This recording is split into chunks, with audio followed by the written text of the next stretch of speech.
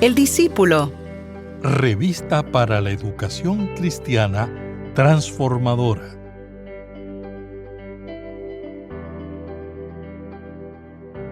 Aprovecha las oportunidades que Dios te ofrece, oportunidades para decir su verdad, para hacer su voluntad y para testificar.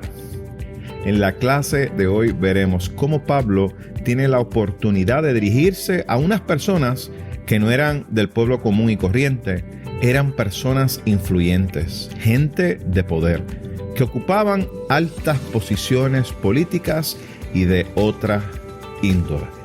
Pero sin embargo, Pablo tuvo la valentía para testificar acerca de Jesucristo. Mi nombre es el reverendo Luis Felipe Ramos Román, pastor asistente en Evangelización y Educación Cristiana, y te invito a que juntos participemos de esta experiencia educativa.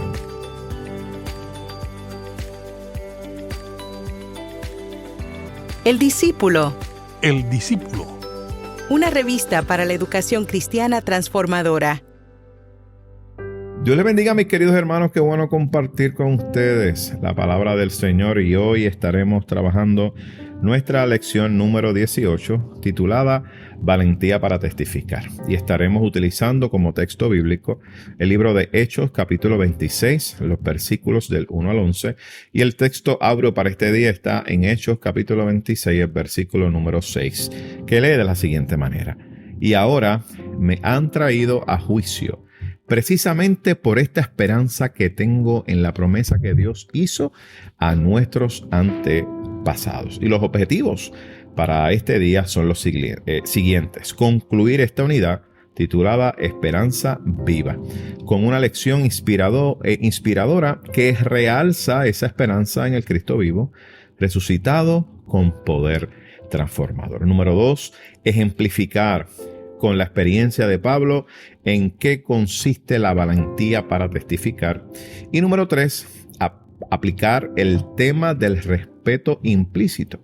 Y nuestro trato con personas distintas en su fe y estilos de vida nunca debe ser óbice para apreciarla y a su vez aprovechar la oportunidad para testificar. El vocabulario es el siguiente: valentía, que es la determinación para enfrentarse a situaciones arriesgadas o difíciles, y testificar, que es afirmar o declarar una cosa asegurando su veracidad por haber sido testigo de eso. Así que les invito a que busquen sus Biblias en el libro de Hechos capítulo 26 y estaremos dando lectura a los versículos del 1 al 11. Y estaré dando lectura a la versión Reina Valera revisada que se encuentra en nuestras revistas El Discípulo, que lee de la siguiente manera: entonces Agripa dijo a Pablo: se te permite hablar por ti mismo. Pablo entonces, extendiendo la mano, comenzó así su defensa: me tengo por dichoso, rey Agripa, de que pueda defenderme hoy delante de ti de todas las cosas de que soy acusado por los judíos, mayormente porque tú conoces todas las costumbres y cuestiones que hay entre los judíos, por lo cual te ruego que me oigas con paciencia. Mi vida, pues, desde mi juventud, la cual desde el principio pasé en mi nación, en Jerusalén, la conocen todos los judíos, los cuales también saben que yo desde el principio, si quieren testificarlo, conforme a la más rigurosa secta de nuestra religión, viví como fariseo. Ahora, por la esperanza de la promesa que hizo Dios a nuestros padres, soy llamado a juicio. Promesa cuyo cumplimiento esperan que han de alcanzar nuestras 12 tribus, sirviendo constantemente a Dios de día y de noche. Por esta esperanza, rey Agripa, soy acusado por los judíos. ¿Qué? ¿Se juzgue entre vosotros cosa increíble, Dios resucite a los muertos? Yo ciertamente había creído mi deber hacer muchas cosas contra el nombre de Jesús de Nazaret, lo cual también hice en Jerusalén. Yo encerré en cárceles a muchos de los santos, habiendo recibido poderes de los principales sacerdotes, y cuando los mataron, yo di mi voto. Y muchas veces, castigándolos en todas las sinagogas, los forcé a blasfemar. Y, enfurecido sobremanera contra ellos, los perseguí hasta en las ciudades extranjeras. Le pedimos a Dios en este momento que nos invite a reflexionar a través de esta palabra leída. Ven Dios y Padre nuestro, te alabamos y te bendecimos en esta hermosa oportunidad. Te pedimos que a través de tu palabra, Señor, podamos reflexionar y que puedas hablarnos, Señor. De manera, Señor, oh Dios, que nuestro corazón, oh Dios, sea, oh Dios mío, fortalecido, ciertamente. Gracias por este espacio y te pido que bendigas a mis hermanos y mis hermanas que estarán con nosotros en este espacio y que seas tú también hablándoles a ellos. Te lo pedimos todo en el nombre de tu Hijo amado Jesucristo. Amén, amén y amén. Una de las primeras cosas que queremos presentar en esta lección es un aspecto, creo que importantísimo de la vida del apóstol Pablo. Y es que el apóstol Pablo acostumbraba, era parte de su vida diaria, el testificar acerca de Cristo. Y esa situación lo llevó a lo que hoy estamos discutiendo y presentando en la lección. Miren, lo llevó a un juicio.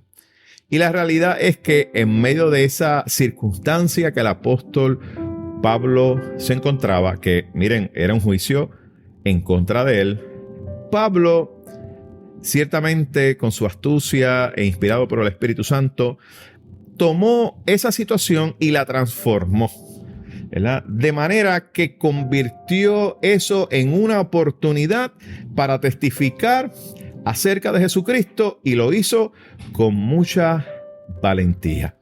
Y ciertamente si algo Pablo estaba, miren, más que consciente, es que Dios estaba con él y que en medio de la circunstancia que él estaba, Dios iba a obrar. Y eso, mis queridos hermanos, es una gran oportunidad que todos y cada uno de nosotros tenemos día a día. Todos tenemos grandes oportunidades para testificar acerca de lo que Dios ha hecho en nosotros y de lo que Dios sigue haciendo en el mundo y en las demás personas. Ahora, Pablo tiene aquí una gran oportunidad. Pablo estaba y fue llevado a un tribunal. Y allí había muchas personas de poder, gente muy influyente, gente que ocupaban posiciones, miren, mis hermanos, posiciones altas, políticas en el gobierno. Y Pablo aprovecha esta oportunidad entonces para dirigirse a estas personas para testificarles de lo que Dios había hecho. Así que lo mismo que lo llevó a esa circunstancia de este juicio, utilizó Pablo esto como una oportunidad para hablarles acerca de Cristo. Así que los que pensaban que iban a detener a Pablo de testificar acerca de Cristo, Pablo tuvo la valentía de continuar testificando acerca de Cristo en el escenario en que se encontraba ahora.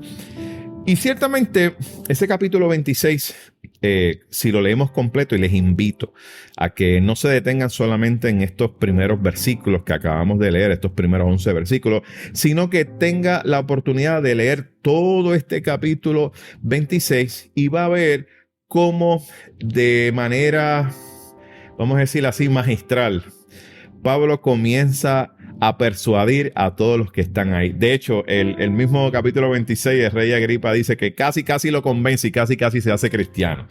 Y este es en el contexto en el cual nos encontramos en este día. Era costumbre que a un ciudadano romano se le diera la oportunidad de defenderse, ¿verdad? Era un principio que había de que pudiera la persona defenderse en contra de cualquier acusación que tuviera. No olvidemos que Pablo era ciudadano romano, ¿verdad? Y eso, la realidad es que lo libró de muchas situaciones. Y esto, ¿verdad?, fue una de esas situaciones que tuvo que enfrentar. Y allí Pablo entonces, en los primeros 2 versículos, se le dio la oportunidad de que pudiera defender su caso, que pudiera testificar en bienestar, ¿verdad?, de lo que estaba ocurriendo en contra de él. Y ahí entonces vemos que Pablo utiliza esta oportunidad para hablar acerca de Jesucristo. Así que la manera de él defenderse en esa situación fue hablando acerca de Jesucristo. Porque la realidad es que cuando traen a Pablo a este magistrado, no habían evidencias, no habían pruebas, simplemente eran unas acusaciones que estaban haciendo en contra del apóstol. Y entonces Pablo aprovechó la oportunidad para hablar de lo que Dios había hecho en su vida y de lo que estaba haciendo. Y ciertamente presenta un elemento importante aquí. Pablo, a través de su defensa, habla acerca de la promesa que se habló en el Antiguo Testamento, y Pablo la trae y habla como Jesucristo, como el cumplimiento de esa promesa. Así que Pablo magistralmente comienza a trabajar acerca de eso. Pero Pablo también es muy astuto y comienza afirmando frente al rey Agripa, ¿verdad?, de que tenía una gran oportunidad, que era dichoso, feliz, afortunado de estar ante la presencia de el rey Agripa. Así que Pablo comienza, ¿verdad?, a hablar, y vemos que en el verso número 3 Pablo plantea que ciertamente el rey Agripa tenía conocimiento de los asuntos los cuales él iba a presentar. Y la realidad es que el rey Agripa tenía conocimiento, ¿verdad? Agripa era, o se consideraba, ¿verdad?, como judío, aunque ciertamente no practicaba lo que eran los principios y los valores del judaísmo. Así que él era judío, pero no era un judío practicante. Así que Pablo ve esto como una gran oportunidad para testificar acerca de Jesucristo a alguien que conoce acerca de esas promesas y que había escuchado acerca de ese Mesías prometido que se hablaba, y que ciertamente Pablo presenta a Jesucristo como ese Mesías prometido, como la promesa del Señor. Y entonces vemos que Pablo inicia hablando acerca del cambio que hubo en su vida. Fíjense que este elemento es importante porque en ocasiones nosotros pensamos que la mejor manera de poder testificar acerca de Jesucristo es poder nosotros tener un conocimiento profundo, teológico de la Escritura, y no me malinterprete. Eso no significa que no debemos estudiar ni debemos prepararnos. Por el contrario, debemos constantemente educarnos y prepararnos para poder hablar de Jesucristo y poder explicar nuestra fe y hablar acerca de nuestra fe. Pero lo que estamos hablando aquí es del testimonio nuestro, del cambio que ha hecho Jesucristo en nosotros. Hay un cántico, un corito, miren, viejísimo pero buenísimo, que dice: hubo un cambio cuando a Cristo conocí. Y dice ese corito que las cosas que yo hacía ya no las hago más. Y la realidad es que cuando tenemos un encuentro con el Cristo resucitado, hay un cambio en nuestra vida, porque hay un cambio en nuestra mente, en nuestro corazón. Y Pablo comienza allí hablándoles a los presentes que conocían quién era él, sabían de dónde venía, sabían lo que él hizo, y Pablo estaba diciendo: mira cuán real es este Cristo que vino y que esa promesa se hizo verdad a través de Jesús. Miren si esto es cierto, que yo, que era un perseguidor, ahora soy un proclamador de esa palabra. Hay un cambio, hubo un cambio en mi vida. Y ciertamente una de las cosas que presenta Pablo es que aquel que había sido muerto en la cruz del Calvario y había sido asesinado, ahora estaba vivo, había resucitado. Y para eso, mis amados hermanos, y por eso, mis amados hermanos, que Pablo hace ese énfasis, porque ciertamente la experiencia que él está teniendo y la experiencia que él ha vivido es una experiencia real, es una experiencia de transformación, es una experiencia que no se da en un vacío, sino en una relación con aquel Cristo que cambia y que transforma.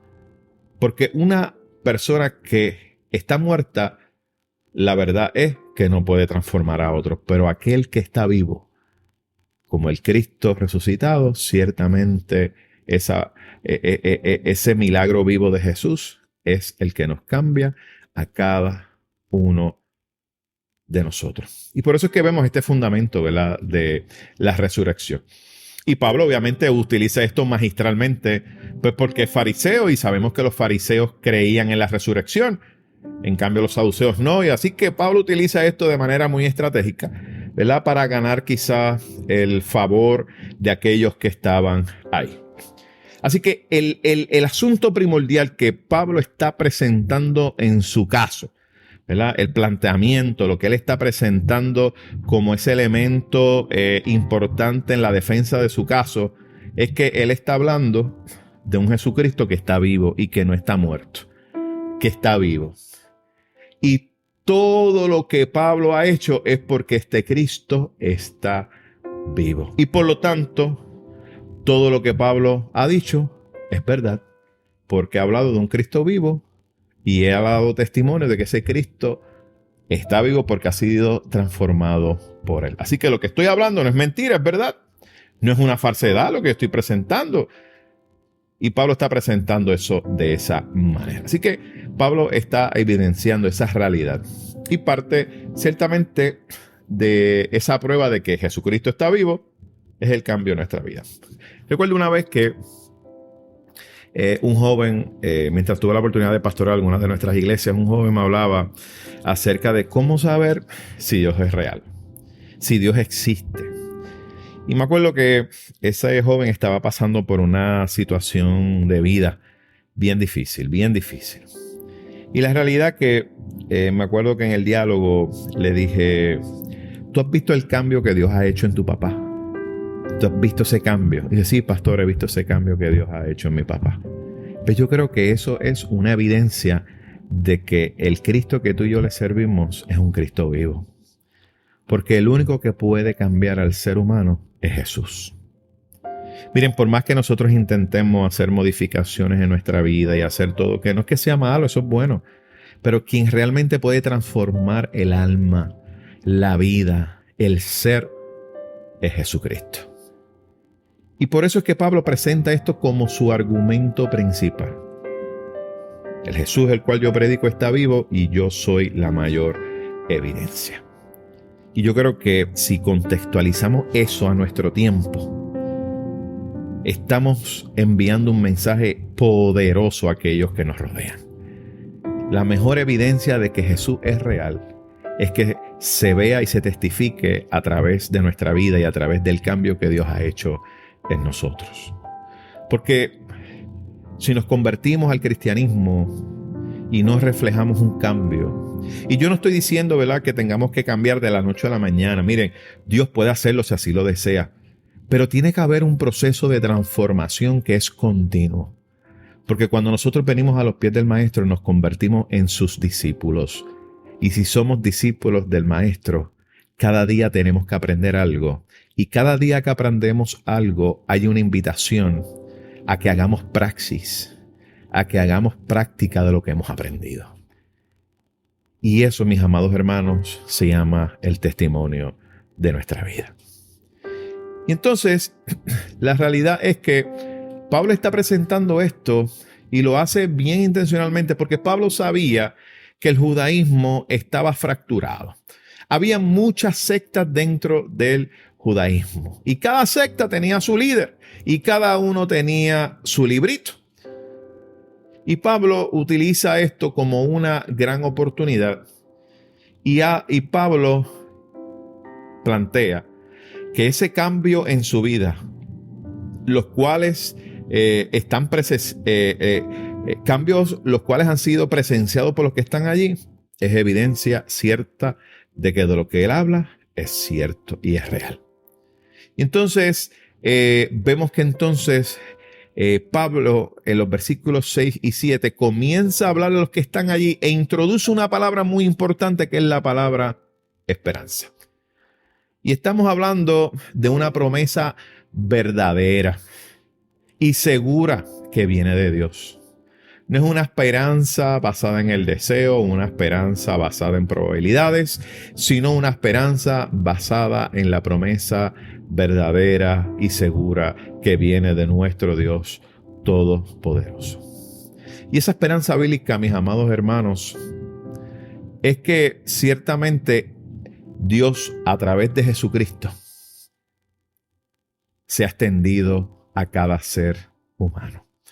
Y eso es lo que está hablando Pablo. Está hablando de esa esperanza que se extiende a la humanidad. Y está hablando que esa esperanza se llama Jesucristo y que ese Jesucristo ha resucitado. Y esa es la promesa del reino de Dios que se ha hecho real.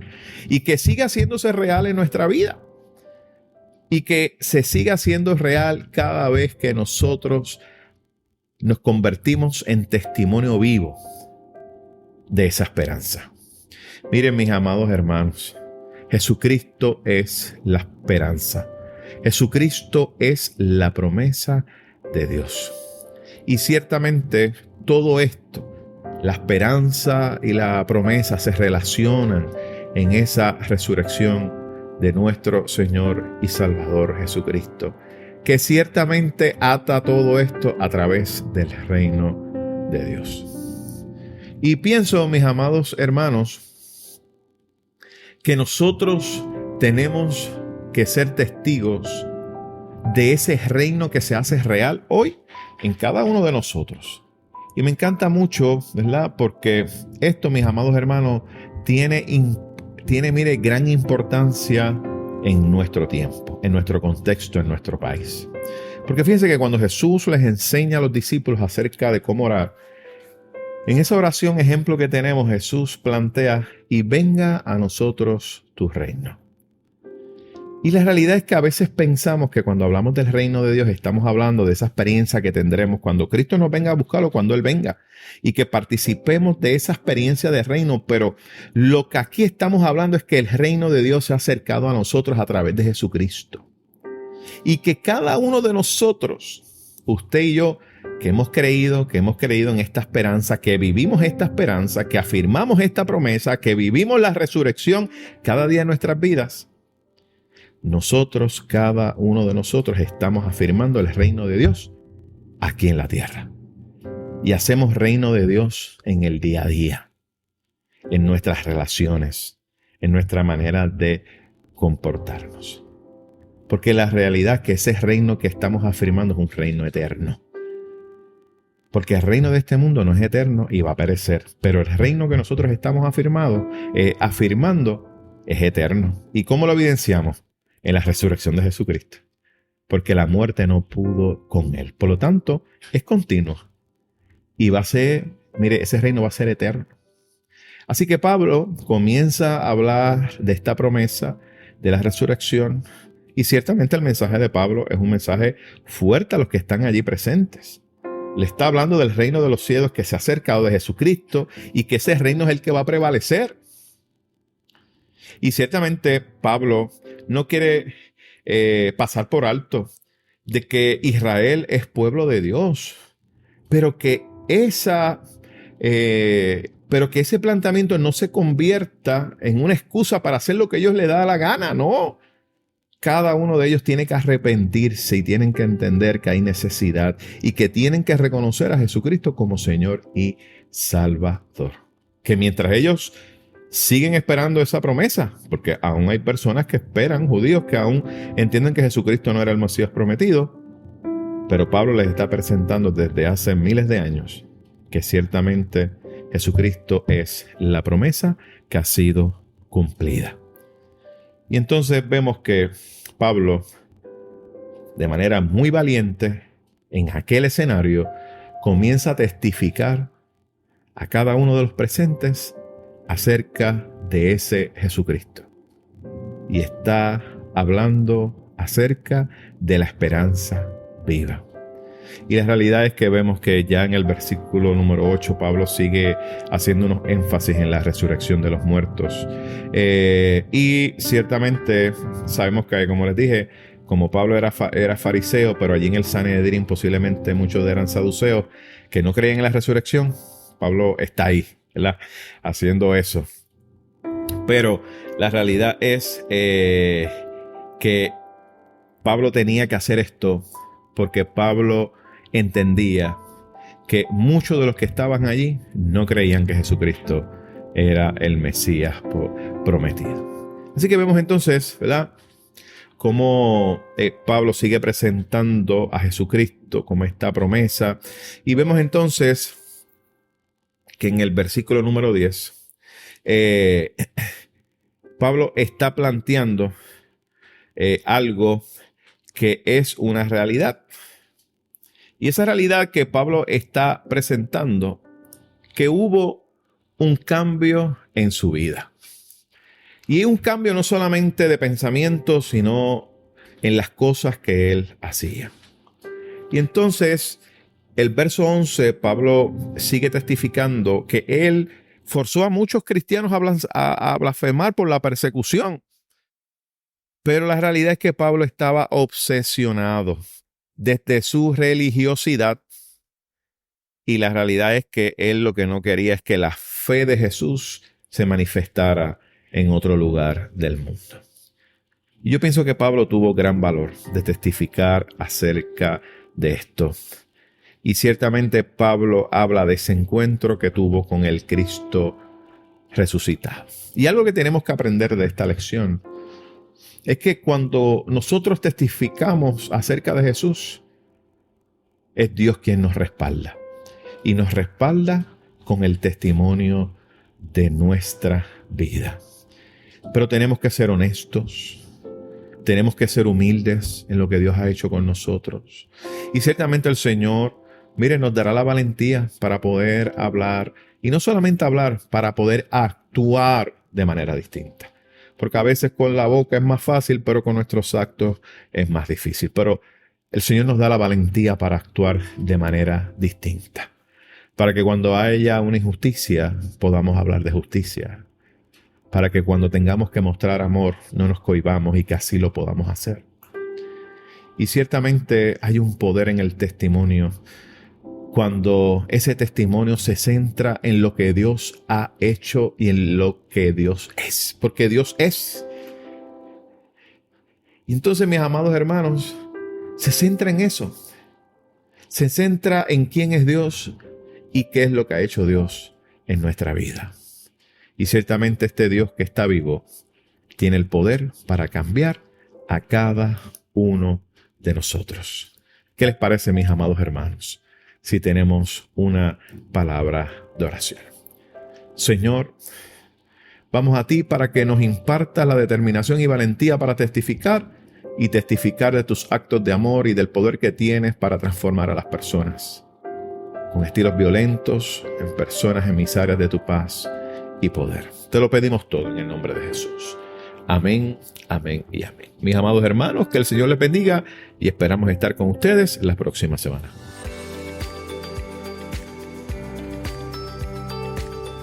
Gracias por escuchar El Discípulo. Revista para la Educación Cristiana Transformadora.